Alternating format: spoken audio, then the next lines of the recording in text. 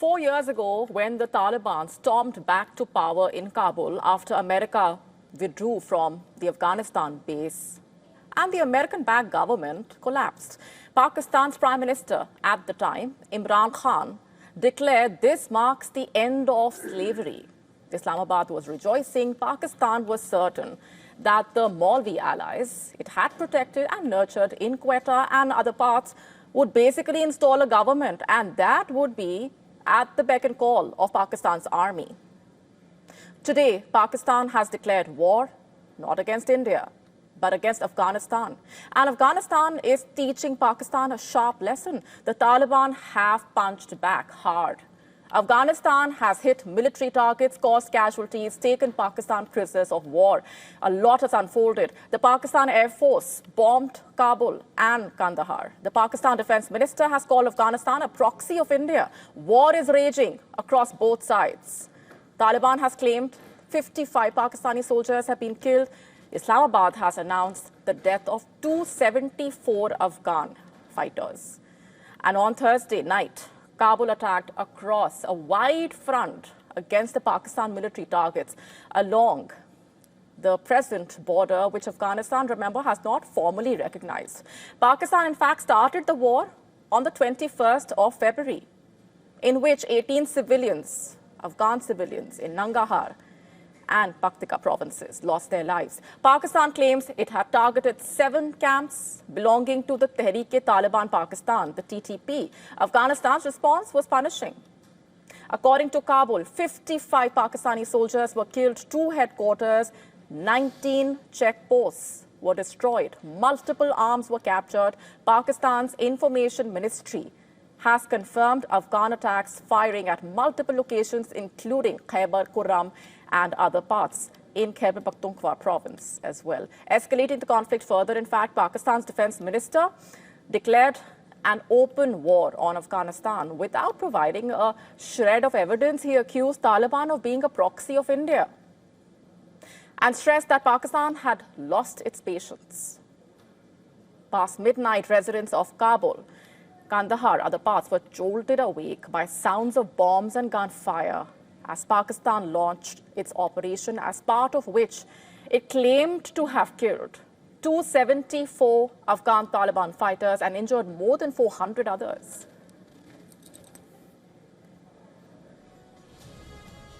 Now, in terms of the damage to Afghanistan's military infrastructure, specifically, Pakistan military spokesman has alleged that 73 Taliban posts, 115 tanks, artillery guns and armored personnel vehicles had been destroyed. Additionally, he announced that the core headquarters of the Taliban forces, ammunition depots, logistic bases were targeted. He also confirmed the death of 12 Pakistani soldiers, while adding that another 27 were injured and 1 soldier remains missing. And after a few hours, the extent of the damage across Afghanistan became clear, with the injured being rushed to hospitals, the damage to the infrastructure. Locals recounted their experience on the ground and expressed their anger over the situation. It was 2 a.m. We were with our friends. They said it might be an explosion or an earthquake. We did not go downstairs in the house. There was a faint sound of gunfire. We waited for a while, then we got up and went outside. We were all asleep when the plane came very low. As soon as I heard the sound of the aircraft, I got up from my place. I saw the plane descend and drop 2 bombs, then it went back up again. It was around 2 a.m. All of us, including the women, ran downstairs. The situation was particularly worse in the border region, as Afghans put up in a refugee camp in Torkham were forced to flee after being reportedly targeted by the Pakistani military. Listen to this. Here nearby, a bullet explosives hit. I saw blood. It wounded 2 or 3 children and 2 or 3 women. I don't know about the rest, if the Taliban have taken them or not to the hospital, but the situation last night was bad. We left everything behind. And the conflict took another dramatic turn as Afghanistan's defense ministry claimed to have conducted airstrikes inside Pakistan at 11 a.m. today. The targets reportedly included key military bases, command centers, strategic facilities across Islamabad, Nowshera, Jamrud, Abbottabad.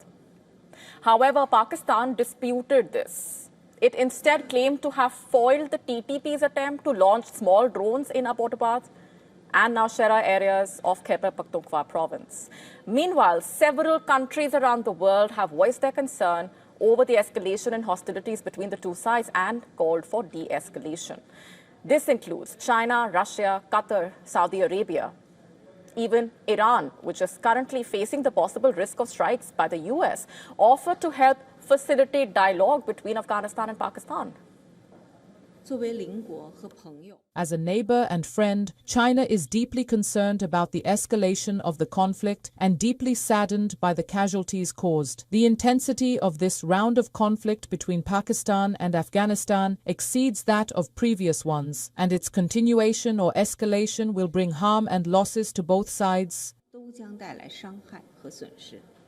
Meanwhile, Pakistan's Deputy Prime Minister and Foreign Minister spoke with his Saudi Arabian and Turkish counterparts, justifying the military operation as a measure to safeguard Pakistan's sovereignty.